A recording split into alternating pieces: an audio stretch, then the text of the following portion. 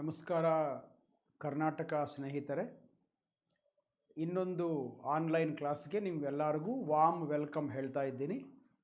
ಇವತ್ತಿನ ವಿಡಿಯೋ ಇಷ್ಟಕ್ಕೆ ಮುಂಚೆ ಮಾಡಿರೋ ವಿಡಿಯೋಸ್ ಅವಿಲ್ದಾಗಿ ಅಲ್ಲ ಸ್ವಲ್ಪ ಡಿಫರೆಂಟ್ ಆಗಿರುತ್ತೆ.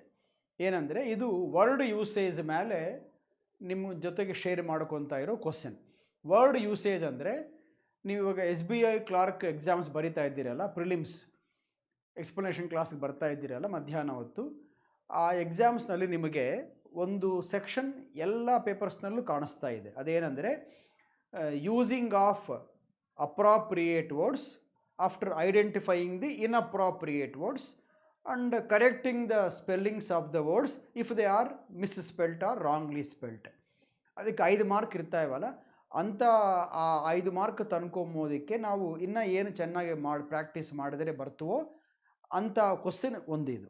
ಇದೇನೆಂದರೆ ನಾನು ಎಲ್ಲಿ ಅಂಡರ್ಲೈನ್ ಮಾಡಿಲ್ಲ, ಡಾರ್ಕಾಗಿ ಕೊಟ್ಟಿಲ್ಲ, ನೀವೇ ಇದನ್ನು ಓದಿ ಎಲ್ಲೆಲ್ಲಿ ಮಿಸ್ಟೇಕ್ಸ್ ಇವೋ ನೀವೇ ಕಂಡುಹಿಡಬೇಕು. ನಾನು ಡಾರ್ಕಾಗಿ ಕೊಟ್ಟರೆ ನೀವು ಕಂಡುಹಿಡ್ಬಿಡ್ತೀರಿ, ಓಹ್ ಇಲ್ಲಿ ಎರರ್ ಇದೇನೋ ಅಂತ, ಅದನ್ನೇ ನೀವು ಆಲೋಚನೆ ಮಾಡ್ತೀರಿ. ಹಂಗೆ ಕೊಟ್ಟಿಲ್ಲ ಸರ್, ನಾನು ಮಾಮೂಲಾಗಿ ಎಲ್ಲ ಸೆಂಟೆನ್ಸ್ ಬರೆದು ಬಿಟ್ಟಿದ್ದೀನಿ. ಇಲ್ಲಿ 2 ಭಾಗ ಮಾಡಿದ್ದೀನಿ. ಒಂದು ಪ್ಯಾರಾಗ್ರಾಫ್ ಇದು, ಇನ್ನೊಂದು ಇದು ಚಿಕ್ಕದು, ಮ್ಯಾಲಿನ ಸ್ವಲ್ಪ 3-4 ಲೈನ್ಸ್ ಇವೆ. ಈ 2 ಪ್ಯಾರಾಗ್ರಾಫ್ಸ್ನಲ್ಲಿ ವರ್ಡ್ ಯೂಸೇಜ್ ಅನ್ನೋದು ನಿಮಗೆಲ್ಲನ ರಾಂಗ್ ಅನ್ನಿಸ್ತಾ ಇದೆ. ಅಂದರೆ ಈ ವರ್ಡ್ ಇರಕೂಡದಿಲ್ಲಿ ಬೇರೆ ವರ್ಡ್ ಇರಬೇಕು, ಇಲ್ಲದ್ರೆ ಈ ವರ್ಡ್ ಇರಬೇಕಾಗಲಿ ಸ್ಪೆಲ್ಲಿಂಗ್ ಹಿಂಗೆ ಇರಕೂಡದು, ಬೇರೆದಿರಬೇಕು. ಅಂದರೆ ವರ್ಬ್ ಇರಬೇಕಾಗಿದ್ದ ಕಡೆ ನೌನ್ ಕಾಣಿಸ್ತಾ ಇದೆ, ನೋ ವರ್ಬ್ ಇರಬೇಕು. ನೌನ್ ಇರಬೇಕಾಗಿತ್ತು, ವರ್ಬಾಗಿ ಕೊಟ್ಟಿದ್ದೇನೆ, ನೋ ನೌನ್ ಇರಬೇಕಿಲ್ಲಿ ಅಂತ. ಕಾಂಟೆಕ್ಸ್ಟುವಲ್ ಆಗಿ ಕರೆಕ್ಟ್ ಆಗಬೇಕು, ಗ್ರಾಮೆಟಿಕಲ್ ಆಗಿ ರೂಲ್ಸ್ ಮೇಂಟೈನ್ ಆಗಿರಬೇಕು, ಸ್ಪೆಲ್ಲಿಂಗ್ಸ್ ಕೂಡ ಸರಿಗಿರಬೇಕು ಅಂಥ ಕ್ವಶನ್ ಇದು. ನಿಮಗೆ ಮುಂದೆ ಒಂದು ಮಾತು ಹೇಳಿರ್ತೇನೆ. ಈ ನೋಡೋದಕ್ಕೆ ಸ್ವಲ್ಪ ದೊಡ್ಡ ಪ್ಯಾರಾಗ್ರಾಫ್ ಒಂದು, ಇನ್ನೊಂದು ಭಾಳ ಚಿಕ್ಕದು, ಒಂದೇ ಸೆಂಟೆನ್ಸ್. ಇದರಲ್ಲೇ ಇಷ್ಟು ಸಣ್ಣ ಮೆಟೀರಿಯಲ್ನಲ್ಲೇ, ಇಷ್ಟು ಸಣ್ಣ ಕ್ವಶನ್ನಲ್ಲೇ ನಿಮಗೆ 12 ಕಡೆ ಎರರ್ಸ್ ಇವೆ. There are 12 places where there are errors. 12 ನೀವು ಐಡೆಂಟಿಫೈ ಮಾಡ್ತೀರೇನೋ. ನಿಮ್ಗೆ ಟೈಮ್ ಕೊಡ್ತೀನಿ, ನಾನು ಒಂದು 60 to 70 ಸೆಕೆಂಡ್ಸ್ ಕೊಡ್ತೀನಿ. ಎಲ್ಲ ಓದಿರಿ, ನಿಮಗೆ ಎಲ್ಲೆಲ್ಲಿ ತಪ್ಪು ಅನಿಸುತ್ತೋ ಅಲ್ಲಿ ನೀವು ನೆನಪಿಗಿಟ್ಟುಕೊಂಡಿರ್ರಿ. ನಾನು ಹೇಳಿದಾಗ ಚೆಕ್ ಮಾಡಿಕೊಳ್ಳ್ರಿ, ನೋಟ್ ಮಾಡಿಕೊಳ್ಳ್ರಿ, ಬುಕ್ನಲ್ಲಿ ಪೇಪರ್ ಮೇಲೆ ನೋಟ್ ಮಾಡಿಕೊಂಡು ಇಲ್ಲಿ ತಪ್ಪಿದೆ ಅಂತ ನೀವು ಕಂಡಿಡ್ರಿ. ನಾನು ಮತ್ತೆ ಹೇಳ್ತೀನಿ 60-70 ಸೆಕೆಂಡ್ಸ್ ಆದಮೇಲೆ, ಆವಾಗ ನೀವು ಚೆಕ್ ಮಾಡಿಕೊಳ್ಳ್ರಿ. ನಾನು ಹೇಳಿದ್ದು ನೀವು ಕಂಡುಹಿಡಿದಿದ್ದು ಒಂದೇ ಆಗಿದೆ ಅಂತ ನೋಡಿದ್ರಿ. ನಿಮ್ಗೆ ಎಷ್ಟು ಸರಿಗುತ್ತೆ ಅಷ್ಟು ಮಾರ್ಕ್ ಬಂದಾಗಲಿಕ್ಕೆ ನೋಡ್ತೀರಾ. Read the sentence please.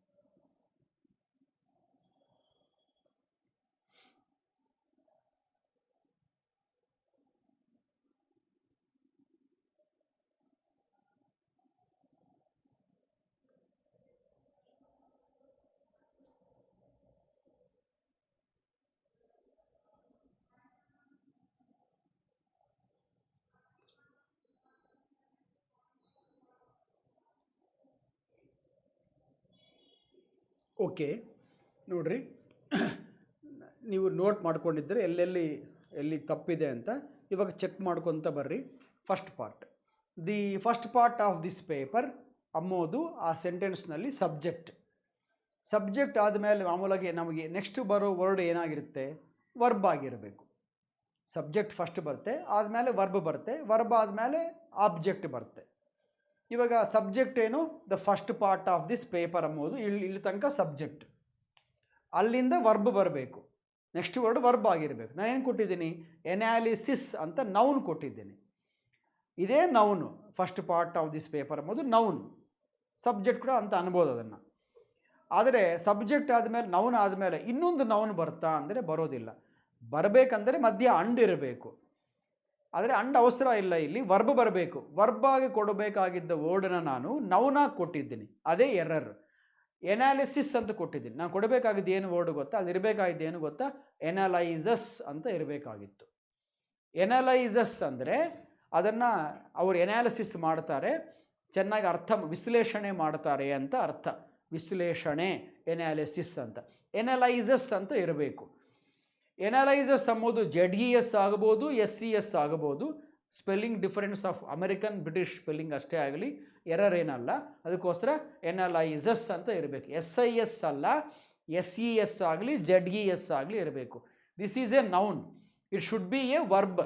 ಅದಕ್ಕೋಸ್ಕರ ಎನಲೈಸಸ್ ಅಂತ ಅದನ್ನು ಚೇಂಜ್ ಮಾಡಬೇಕು. ನೆಕ್ಸ್ಟ್, ಎನಲೈಸಸ್ ವಾಟ್ ಎ ಟೆಸ್ಟ್ ಅಂತ ಕೊಟ್ಟಿದ್ದೀನಿ. ಟೆಸ್ಟ್ ಅಂದರೆ ಒಂದು ಪರೀಕ್ಷೆ ಅಷ್ಟೇ ಅಲ್ಲ, ಒಂದು ಎಕ್ಸಾಮಿನೇಷನ್ ಥರ, ಒಂದು ಕ್ವಿಜ್ ಥರ, ಒಂದು ಟೆಸ್ಟ್ ಥರ ಅಂತ ಬರುತ್ತೆ. ಇದಂಥದ ಅಲ್ಲ. ಇದೆಂಥದಂದರೆ, ನಿಮಗೇನೋ ಓದೋಕ್ಕೊಂದು ಕೊಟ್ಟಿದ್ದೀನಿ, ಅದು ಎಸ್ಸೆ ಆಗ್ಬೋದು, ಪೊಯಮ್ ಆಗ್ಬೋದು, ಪ್ರೋಸ್ ಲೆಸನ್ ಆಗ್ಬೋದು, ಸ್ಟೋರಿ ಏನೋ ಒಂದು ಆಗ್ಬೋದು. ಅದನ್ನೇನಂತೀವಿ ನಾವು, ಟೆಸ್ಟ್ ಅಂತೀವಿ ಅಂದರೆ ಅಮೋಲ. ಟೆಕ್ಸ್ಟ್ ಅಂತ ಅಂತೀವಿ, TEXT ಅಂತ ಅನ್ಬೇಕಾಗಲಿ, TEST ಅಲ್ಲ. ಅದಕ್ಕೋಸ್ಕರ ಟೆಸ್ಟ್ ಪ್ಲೇಸ್ನಲ್ಲಿ ಟೆಕ್ಸ್ಟ್ ಬರಬೇಕು. Second error. ಫಸ್ಟ್ ಏನು, ಎನಲೈಸಸ್ ಅಂತ ವರ್ಬ್ ಬರಬೇಕು, ಆದಮೇಲೆ ಟೆಸ್ಟ್ ಬರಕೊಡೋದು ಟೆಕ್ಸ್ಟ್ ಅಂತ ಬರಬೇಕು. Okay, text by describing the followed features ಅಂತ ಇದ್ದೀನಿ. ರಾಂಗ್ ಅಲ್ಲ? ನೀವು ನೋಡ್ತೀರಿ ಯಾವಾಗ ಕ್ವಶನ್ ಪೇಪರ್ಸ್ನಲ್ಲಿ ಆನ್ಸರ್ ದಿ ಫಾಲೋಯಿಂಗ್ ಕ್ವಶನ್ಸ್ ಅಂತ ಇರುತ್ತೆ, ಆನ್ಸರ್ ದ ಫಾಲೋಡ್ ಕ್ವಶನ್ಸ್ ಅಂತ ಇರುತ್ತೆ, ಫಾಲೋಯಿಂಗ್ ಕ್ವಶನ್ಸ್ ಅಂತ ಇರುತ್ತೆ. ಅಂದರೆ ಅರ್ಥ ಏನು, ಇವಾಗ ನಾವು ಇದಾದ ಮೇಲೆ ಕೊಡ್ತಾ ಇರೋ ಕ್ವಶನ್ಸ್ಗೆ ನೀವು ಆನ್ಸರ್ ಮಾಡಿರಿ ಅಂತ ಅರ್ಥ. There are some questions after this sentence, please answer them ಅಂತ ಅರ್ಥ. ಅದಕ್ಕೋಸ್ಕರ ಅಲ್ಲಿರಬೇಕಾಗಿದ್ದು ಫಾಲೋಡ್ ಅಂತಿದೆಯಲ್ಲ, ಅಲ್ಲ, ಫಾಲೋಯಿಂಗ್ ಕ್ವಶನ್ಸ್ ಅಂತ ಇರಬೇಕು. ಉದಾಹರಣೆ ನೋಡ್ರಿ, ಒಂದು 6 ಜನ ಸ್ಟೂಡೆಂಟ್ಸು ಸ್ಕೂಲ್ಗೆ ಕಾಲೇಜಿಗೆ ಬಂದಾರಾಗಲಿ ಮತ್ತು ಮನೆಗೆ ಹೋಗಿಲ್ಲ, ಅವ್ರು ಹಂಗಿಂದ ಹಾಗೆ ಒಂದು ಟೂರ್ಗೆ ಹೋಗಿದ್ದಾರೆ ಅಂದ್ಕೊಳ್ರಿ. ಮನೆಗೆ ಹೇಳಿದಾಗಿ, ಕಾಲೇಜ್ ಮ್ಯಾನೇಜ್ಮೆಂಟ್ ಹೇಳಿದಾಗಿ 6 ಜನ ಹೊರಟೋಗಿದ್ದಾರೆ, ಮತ್ತು ಕಂಪ್ಲೇಂಟ್ ಬಂದಿದೆ. ಅವಾಗ ಏನಂತಾರೆ, the following students have not reported to the college ಅಂತ ಹೇಳಿ ಅವ್ರ ಹೆಸರು ಬರೀತಾರಲ್ಲ, 1 2 3 4 5 6 ಅಂತ. ಹಾಗೆ ದಿ ಫಾಲೋಯಿಂಗ್ ಸ್ಟೂಡೆಂಟ್ಸ್ ಅಂದರೆ ನಾವು ಇವಾಗ ಬರಿತಾ ಇರೋ ಸ್ಟೂಡೆಂಟ್ಸ್ ಹೆಸರುಗಳು ಅಂತ ಅರ್ಥ. ಸೊ ದಿ ಫಾಲೋಯಿಂಗ್ ಅಂತಿರಬೇಕಾಗಿದ್ದ ಕಡೆ ಫಾಲೋಡ್ ಅಂತ ಕೊಟ್ಟಿದ್ದೀನಿ. ಇದು 3ನೇ ಎರರ್ ಈ ಸೆಂಟೆನ್ಸ್ನಲ್ಲಿ, 3rd ಎರರ್ ಇದು. ಅದಾ, ಫಾಲೋಡ್ ಫೀಚರ್ಸ್ ಅಲ್ಲ, ಫಾಲೋಯಿಂಗ್ ಫೀಚರ್ಸ್. ಅಲ್ಲಿಗೆ ಫುಲ್ ಸ್ಟಾಪ್ ಇದೆ. ನೆಕ್ಸ್ಟ್, ಇಟ್ಸ್ ಸೋಷಿಯಲ್ ಪರ್ಪಸ್ ಅನ್ನೋ ಕಡೆ ಇಟ್ಸ್ ನೋಡ್ರಿ ಹೆಂಗಿದೆ, IT' ಇದೆಲ್ಲ ರಾಂಗ್. ಅದು ಇರಬೇಕಾಗಿದ್ದು ITS ಅಂದರೆ ಸಾಕು. ಇದು ಕರೆಕ್ಟ್, ಇದು ತಪ್ಪು. IT' ಇಟ್ಟರೆ ಇಟ್ ಈಸ್ ಆಗಿತ್ತೆ, ಅಲ್ಲ. ನಮಗೆ ಬರಬೇಕಾಗಿದ್ದು ಅದರದ್ದು ಅಂತ ಮೀನಿಂಗ್ ಬರಬೇಕಂದ್ರೆ ITS ಪೊಸೆಸಿವ್ ಕೇಸ್. ಹೆಂಗಾದರೆ ಐ ಎಂಬೋ ಸಬ್ಜೆಕ್ಟಿವ್ ಪ್ರೊನೌನ್ಗೆ ಮೈ ಎಂಬುದು ಪೊಸೆಸಿವ್ ಪ್ರೊನೌನ್ ಆಗಿತ್ತು, ಹಾಗೆ ಇಟ್ ಎಂಬೋ ಪರ್ಸ್ನಲ್ ಪ್ರೊನೌನ್ಗೆ ಇಟ್ಸ್ ಎಂಬುದು ಪೊಸೆಸಿವ್ ಪ್ರೊನೌನ್ ಆಗಿತ್ತೆ. ಅಪಾಸ್ಟ್ರಫಿ ಇರಕೂಡದು, ಇದ್ದರೆ ಬೇರೆ ಮೀನಿಂಗ್ ಇಟ್ ಈಸ್ ಅಂತ ಬರುತ್ತೆ, ಆರ್ ಇಟ್ ಹ್ಯಾಸ್ ಕೂಡ ಆಗ್ಬೋದು. ಅದಕ್ಕೋಸ್ಕರ ಇಟ್ ಈಸ್ ಅಲ್ಲ, ಇಟ್ ಹ್ಯಾಸ್ ಅಲ್ಲ, it should be it's ITS. ನಿಮಗೆ ಕ್ಲೂ ಬರೆದಿದ್ದೀನಿ ನೋಡಿರಿ. ಇಟ್ಸ್ ಸೋಷಿಯಲ್ ಪರ್ಪಸ್ ಆದಮೇಲೆ ಸ್ವಲ್ಪ ದೂರಕ್ಕೆ ಹೋಗ್ರಿ, ಇಟ್ಸ್ ಸ್ಪೆಕ್ಟೇಟರ್ಸ್ ಬಂದಿದೆಯಲ್ಲ, ಅಲ್ಲಿ ಅಪಾಸ್ಟ್ರಫಿ ಇದೆ ಇಲ್ಲ, ಮತ್ತು ಇಟ್ಸ್ ರಿಜಿಸ್ಟರ್ ಅಪಾಸ್ಟ್ರಫಿ ಇದೆ ಇಲ್ಲಿ ಇಲ್ಲ, ಇಟ್ಸ್ ಗ್ರಾಮೆಟಿಕಲ್ ಇದೆ ಇಲ್ಲ. ಅದಕ್ಕೋಸ್ಕರ ಎಲ್ಲ ITS ಅಂತಲೇ ಇರಬೇಕು. ಒಂದು ಕಡೆ ಮಾತ್ರ ನಾನೇ IT' ಅಂತ ಕೊಟ್ಟಿದ್ದೀನಿ, ಇದೇ ಎರರ್. ಅಲ್ಲಿ ಕೂಡ ಅಪಾಸ್ಟ್ರಫಿ ತೆಗೆದುಬಿಡ್ರಿ. ಇಟ್ಸ್ ಪರ್ಪಸ್, ಸೋಷಿಯಲ್ ಪರ್ಪಸ್ ಆಯಿತು. ಇನ್ನು ಅಂಡ್ ಕಾಂಟೆಸ್ಟ್ ಅಂದರೆ ಒಂದು ಪೋಟಿ ಥರ, ಸಮ್ ಫೈಟ್ ಇದ್ದಾಗೆ. ಕಾಂಟೆಸ್ಟ್ ಅಂದರೆ ಒಬ್ಬನ ಜೊತೆಗೆ ಇನ್ನೊಬ್ಬನು ಫೈಟ್ ಮಾಡ್ತಾ ಇದ್ದರೆ ಅದನ್ನು ಕಾಂಟೆಸ್ಟ್ ಅಂತಾರೆ. ಕ್ರಿಕೆಟ್ ಆಡ್ತಾರೆ, England and India, they are contesting.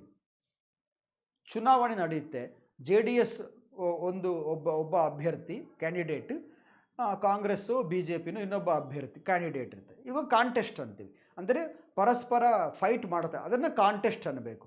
ಇಲ್ಲಿ ಬರಬೇಕಾಗಿದ್ದು ಅಂಥ ಪೋಟಿ ಏನಲ್ಲ, ಇಲ್ಲಿರಬೇಕಾಗಿದ್ದು ಕಾಂಟೆಸ್ಟ್ ಪ್ಲೇಸ್ನಲ್ಲಿ ಕಾಂಟೆಕ್ಸ್ಟ್ ಅಂತ ಇರಬೇಕು. ಸಂದರ್ಭ ಏನು, ಅದರ ಉದ್ದೇಶ ಏನು, ಅದರದ್ದು ಸಂದರ್ಭ ಏನು ಅಂತ ಬರಿಬೇಕು. ನಾನೇನೋ ಕಾಂಟೆಕ್ಸ್ಟ್ ಕೊಡದಾಗಿ ಕಾಂಟೆಸ್ಟ್ ST ಕೊಟ್ಟಿದ್ದೀನಿ, ಅದೇ ತಪ್ಪು. ಅಲ್ಲಿ ST ಪ್ಲೇಸ್ನಲ್ಲಿ XT ಇರಬೇಕು. ಕಾಂಟೆಕ್ಸ್ಟ್ ಅಂತ ಇರಬೇಕು. ನೋಟ್ ಮಾಡ್ಕೊಂಡಿದ್ದೀರಲ್ಲ? ಓಕೆ, ಈ 2 ಎರರ್ಸ್ ಬಂದಿವೆ. ಇಲ್ಲಿ ಫಾಲೋಯಿಂಗ್ ಫೀಚರ್ಸ್ ಆಗೋಯಿತು. ನೆಕ್ಸ್ಟ್ ITS ಮತ್ತು ಕಾಂಟೆಕ್ಸ್ಟ್ ಆದಮೇಲೆ ಇಟ್ಸ್ ಸ್ಪೆಕ್ಟೇಟರ್ಸ್ ಅಂತ ಕೊಟ್ಟಿದ್ದೀನಿ. ಇದು ಕೂಡ ರಾಂಗೆ. ಯಾಕಂದರೆ ಇದು ಎಲ್ಲ ಒಂದು ಗ್ರಾಮರ್ ಹೆಂಗೆ ಹೇಳಬೇಕು, ಗ್ರಾಮರ್ನ ಹೆಂಗೆ ಟೀಚ್ ಮಾಡಬೇಕು ಅನ್ನೋ ಒಂದು ವರ್ಕ್ಶಾಪ್ ಥರ ಇದೆ. ಇದು ಒಂದು ವರ್ಕ್ಶಾಪ್ನಲ್ಲಿ, ಒಂದು ಸೆಮಿನಾರ್ನಲ್ಲಿ ಒಬ್ಬ ಆತ ಲೆಕ್ಚರ್ ಕೊಡ್ತಾ ಇದ್ದಾನೆ. ಅದರಲ್ಲಿ ಆತ ಹಿಂಗೆ ಮಾತಾಡ್ತಾ ಇದ್ದಾನೆ.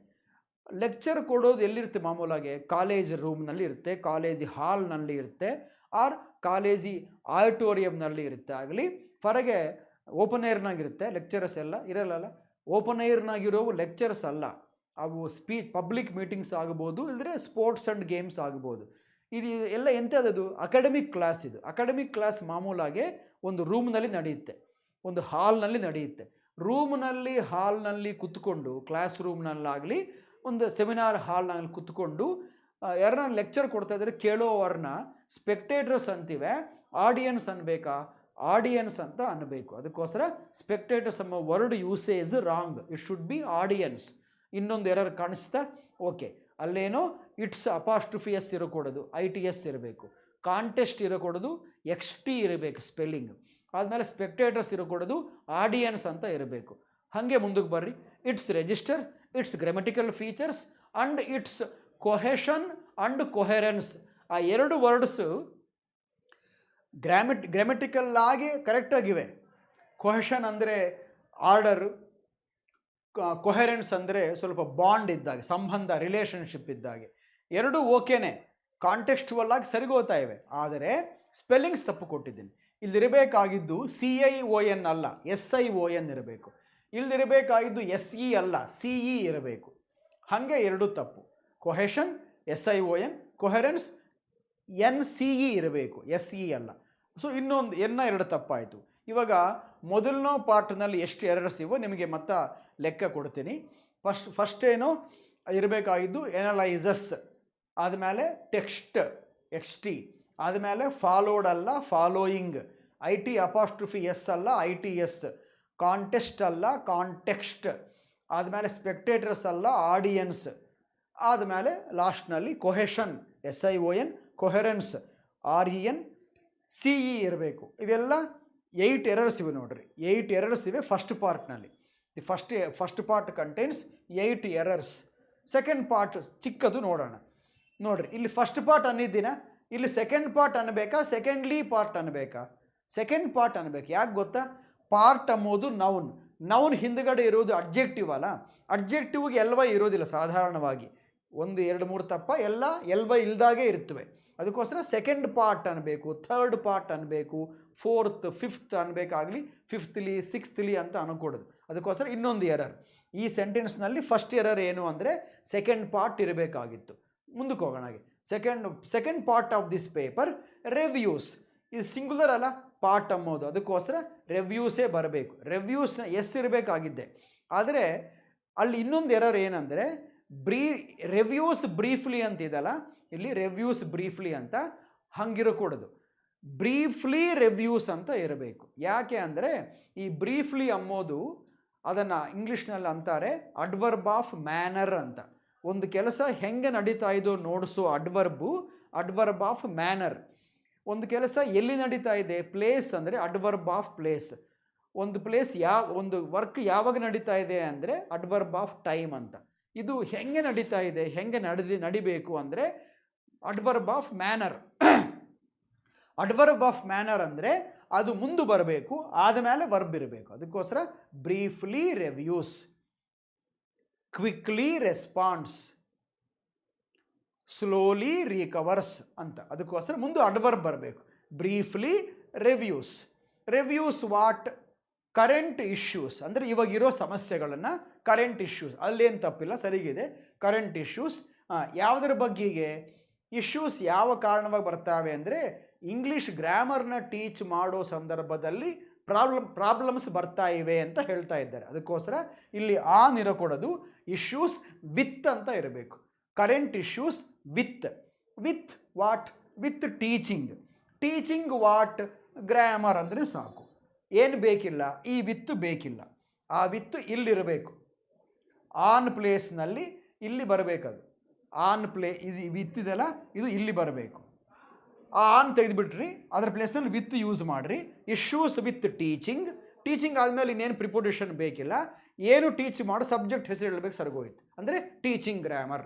ಇವಾಗ ಸೆಕೆಂಡ್ ಪಾರ್ಟನ್ನ ಕರೆಕ್ಷನ್ ಮಾಡಿ ಎರರ್ಸ್ ಇಲ್ದಾಗಿ ಓದ್ತೀನಿ ನೋಡ್ರಿ. The second part of this paper briefly reviews current issues with teaching grammar ಅಂತ ಇರಬೇಕಾಗಿತ್ತು. ಇವು ಎರರ್ಸ್ ಆಗಿವೆ. ಇಲ್ಲಿ 4 ಎರರ್ಸ್ ಇವೆ, ಇಲ್ಲಿ 8 ಎರರ್ಸ್ ಇವೆ. ಮೊತ್ತಕ್ಕೆ ಅದು ಎಲ್ಲ ಈ ಕ್ವಶನ್ನಲ್ಲಿ 12 ಕಡೆ ಎರರ್ಸ್ ಇವೆ. 12 errors are there in this question. So ಇನ್ನೊಂದು ಸಾರಿ ಎರರ್ಸ್ ಎಲ್ಲಾಗಿವೆ ನೋಡ್ಕೊಂಬಕ್ಕೆ ವಿಡಿಯೋನ ಸೆಕೆಂಡ್ ಟೈಮ್ ಕೂಡ ನೋಡ್ರಿ, ನೋಟ್ ಮಾಡಿಕೊಳ್ಳ್ರಿ. ಇದೇ ಕ್ವಶನ್ ಬಂದರೆ ಇಂಥ ಕ್ವಶನ್ ಬಂದರೆ ಈ ಕಾಂಟೆಕ್ಸ್ಟ್ನಲ್ಲಿ ಈ ವರ್ಡ್ಸ್ ಬರಬೇಕು, ಈ ವರ್ಡ್ಸ್ ಬರಕೂಡದಂತ ನೆನಪಿಗಿಟ್ಟುಕೊಂಡು ಕರೆಕ್ಟಾಗಿ ಆನ್ಸರ್ ಮಾಡಿ ಒಳ್ಳೆ ಮಾರ್ಕ್ ತಂದುಕೊಳ್ಳ್ರಿ. ಇನ್ನೊಂದು ವಿಡಿಯೋ ನಾವು ಸಿಗೋಣ. ಅಷ್ಟುವರೆಗೂ ಹ್ಯಾವ್ ಎ ಗ್ರೇಟ್ ಟೈಮ್.